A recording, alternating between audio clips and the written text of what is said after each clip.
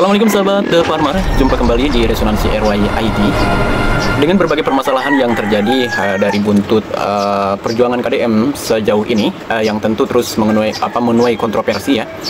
Bahkan kunjungan KDM ke TKP pembakaran mobil polisi pada saat itu juga bahkan menjadi tuduhan intervensi daripada Ormas BRID kepada KDM ya, dari ketua Ormas BRID kepada KDM. Dan padahal memang ya sebenarnya sih sering terjadi tuh ya, kayak pengabaian dari pihak yang berwajib dalam menangani berbagai permasalahan yang ada gitu. Namun pada kesempatan kali ini sih aku tuh ingin mengajak Anda semua, kalian semua ya, seberapa premankah sebenarnya para ormas ini.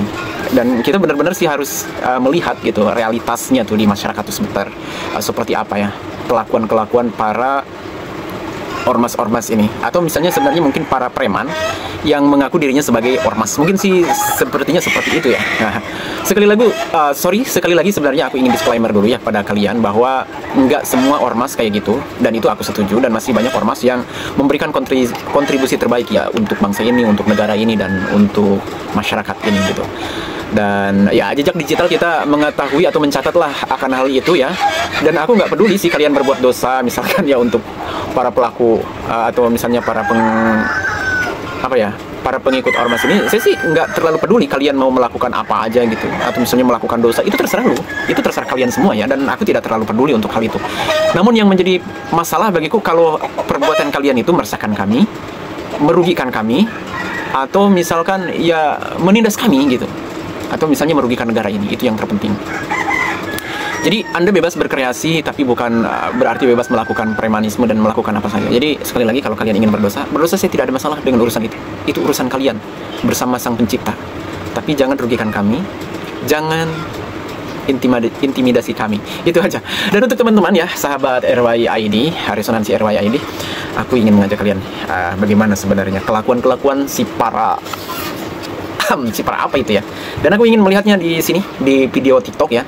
Di video TikTok ini beredar ya cerita-cerita yang seperti itu.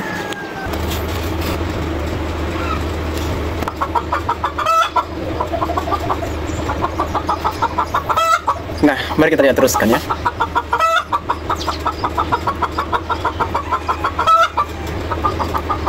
Ya, semuanya mengklaim ya. Semuanya mengklaim bahwa mereka adalah harapan bangsa, harapan negara, harapan pokoknya gitu, harapan kemajuan. Tapi kan buktinya keberadaan mereka ini berarti tidak terorganisir dengan baik gitu. Ya kalau mereka misalnya ya bukan daripada pemerintah, tapi daripada pengurus para ormas ini. Kalau kalian misalkan kalau Anda tidak bisa mengorganisir anggota Anda dengan baik, sebaiknya janganlah. Udah, atau berikan mereka itu sanksi juga untuk para pelanggar, dan mereka menyebalkan gitu. Ya kita terusin lah.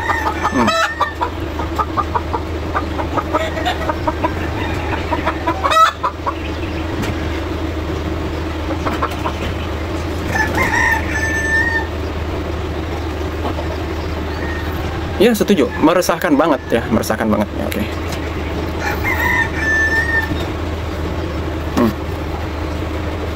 Nah ini, yang pasti mereka memang sangat merugikan ya, karena kita bisa melihat ya yang sudah-sudah bahwa ketika kekurangan lapangan kerja di Indonesia itu, dan salah satunya adalah ini perilaku daripada para ormas ini, teman-teman, saudara-saudaraku dimanapun kalian berada.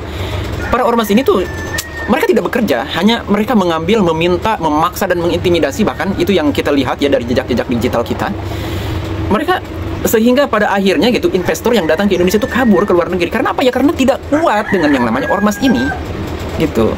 Nah selain itu juga misalkan ormas-ormas ini selain juga mengintervensi mereka atau memberikan pengurasan atau ya kayak pungutan liar terhadap para pengusaha, mereka juga di ketika ada lebaran yang mereka datang untuk meminta THR yang sebenarnya itu bukan hak mereka.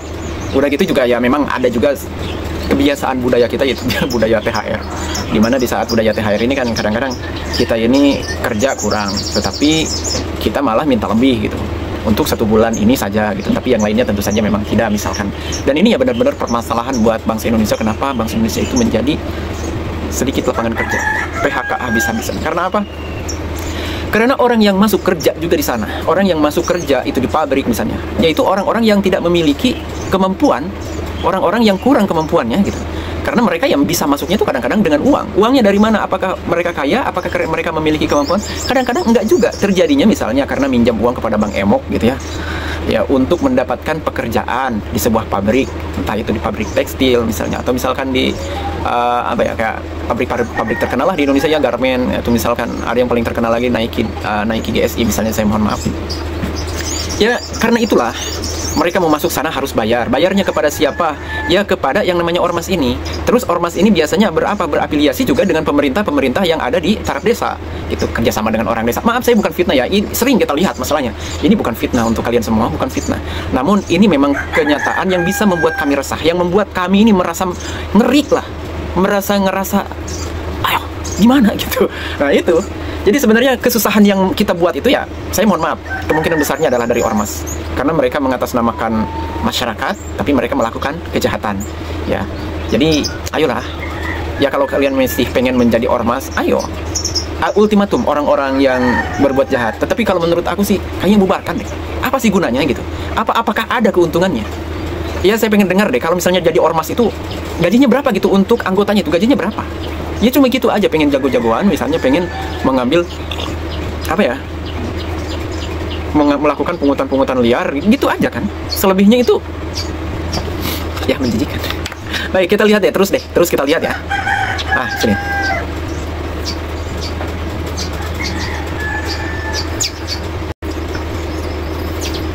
Ya, oke lah. Oke, aku untuk hal-hal kayak gini aku setuju. Jika memang ingin memberantas korupsi gitu, aku setuju ya. Ingin kalian membuat satgas, membuat satgas untuk mengawasi pemerintah, untuk mengawasi koruptor mungkin. Aku setuju. Untuk hal itu aku setuju. Bahkan ya saya pernah dengar ya dari ceritanya Guru Gembul bersama siapa? Bersama Mas Deretan Muslim, ya mereka membahas akan hal itu, apa yang terbaik itu untuk ormas.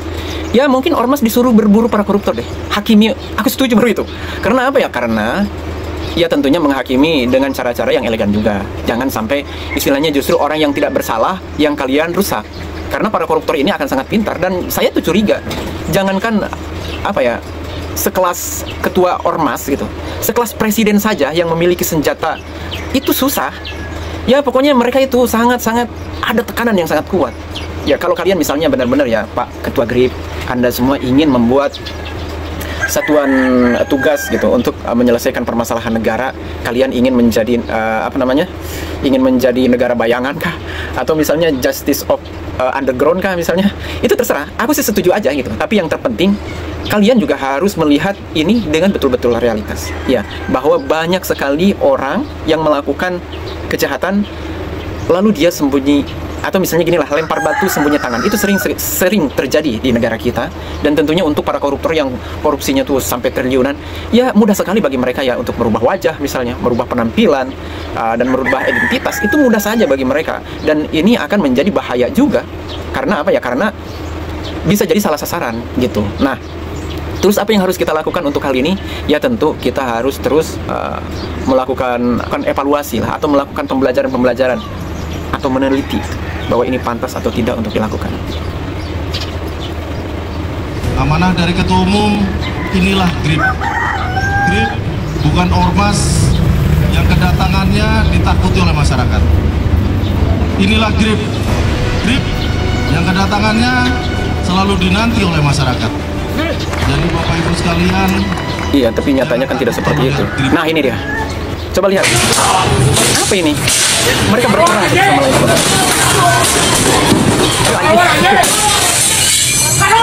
Iya,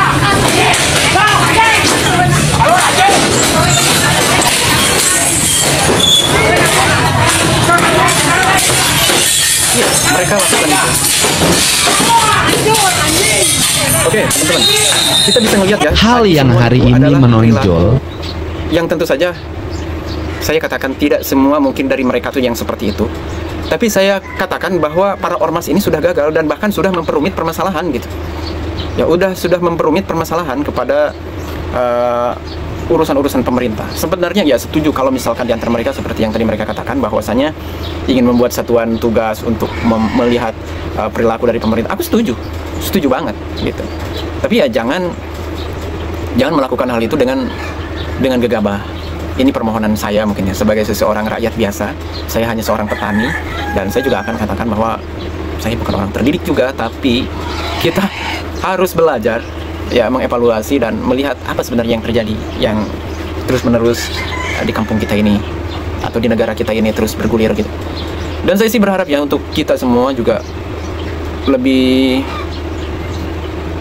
evaluatif lah dalam memilih setiap gerakan kita. Ya mungkin ini bukan sesuatu yang baru yang dikatakan oleh setiap orang yang sejak dulu gitu. Aku sih sebagai seorang manusia biasa tentu sangat berharap kemajuan bangsa ini, terus lagi kenaikan cara pikir kita. Kita tuh bisa melihat ya bahwa kita ini menjadi bangsa yang sangat miskin dan ber-IQ rendah. Karena apa ya? Karena di antara kita ini ya cuma bisanya kayak gitu. Coba kalau misalkan bikin sebuah organisasi ini ya untuk melakukan hal yang lebih apa ya, lebih inovatif gitu ya, lebih inovatif, misalnya bisa melakukan apa gitu ya, misalnya bisa membuat apa namanya ya, oke lah kita sebutin ya, misalkan kita bisa membuat kayak YouTube gitu ya kayak ini maksudnya kita bisa membuat kayak TikTok gitu. Coba lakukan hal-hal seperti itu. Atau misalnya mereka ini kumpulkan massa nih pungut gitu di antara mereka itu, atau misalnya ya kalian carilah para koruptor dan ambil uangnya. ini cara pikir jahat aku ya.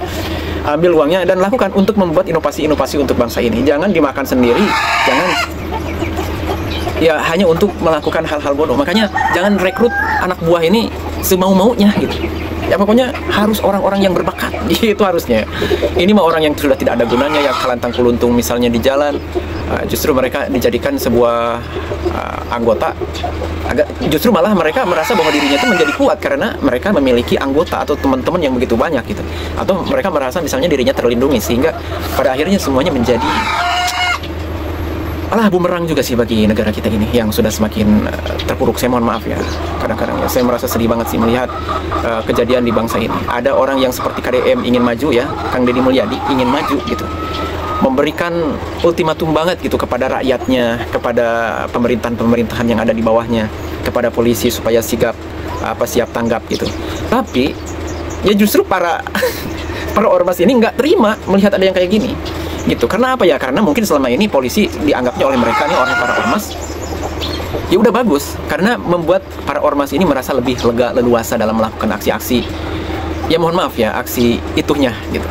Terus misalnya sekarang seolah-olah diintervensi oleh Kang Deddy ya, karena kepolisian sekarang lebih sigap dan sebagainya. Ya mereka merasa lebih terikat gitu. Coba kalian misalnya berpikir bekerja untuk kerja sendiri itu jangan kerjaannya itu ya justru jangan meminta, jangan malak, jangan melakukan premanisme. Kita kerja yang lebih ini kan ada misalkan buat kebun jambu kan, buat kebun kapol kan, buat apa saja kan yang sebenarnya bisa dilakukan oleh bangsa kita teman-teman. Ya karena bangsa kita ini adalah bangsa yang bisa sebenarnya kalau mau tuh bisa kaya dari pertanian. Kita bisa ngelihat misalnya dari Thailand. Thailand itu adalah negara yang ya boleh dikatakan tertinggal, tapi mereka tuh sangat berinovasi banget dalam misalkan menciptakan beberapa obat-obatan. Ada juga misalkan kita sering dengar ya, misalnya musang king dan sebagainya itu. Kalau misalkan di Malaysia kita sering dengar musang king, dan bahkan kurma juga sudah ditanam misalnya di mana, di Thailand. Atau misalnya di Malaysia juga banyak durian yang bisa menghasilkan dalam 1 tahun itu bro sampai 350 ringgit Malaysia, 300.000 sampai 350.000 ringgit atau 300 ringgit lah gitu ya, atau mendekati 1 M lah gitu, atau 1 M lah mungkin. Ada juga yang dari satu kebun itu hanya misalnya berukuran 3 hektar gitu, atau 2 hektar lah, nggak sampai 3 hektar ya, pokoknya 3 hektar gitulah lebih kurangnya. Itu saya tanya dalam musim terbaiknya itu sampai ya 100.000 ringgit, yaitu sekitar 350 atau 360 jutaan. Kan ini udah keren loh bro. Jadi sebenarnya bangsa kita itu hanya tinggal menaikkan lebih banyak belajar lah. Kita mungkin lebih banyak nonton orang-orang hebat ya, kayak Pak Benix misalnya, kayak siapa lagi misalnya Raymond Chin misalnya, kayak lagi siapa misalkan ya orang-orang yang biasanya mengajarkan edukasi kepada bangsa kita agar kita bisa lebih naik, dan kita ini tidak lagi menjadi bangsa yang berpredikat IQ 78. Kasihan bangsa kita teman-teman ya. Oke, sampai segitu aja. Mudah-mudahan apa yang saya sampaikan ini bisa bermanfaat untuk kalian semua dan untuk kita semua, mobil khusus untuk diriku sendiri ya, untuk keluargaku dan untuk bangsa Indonesia tercinta. Dari Sabang sampai Merauke, saya ucapkan salam satu bangsa. See you di next video. Bye-bye.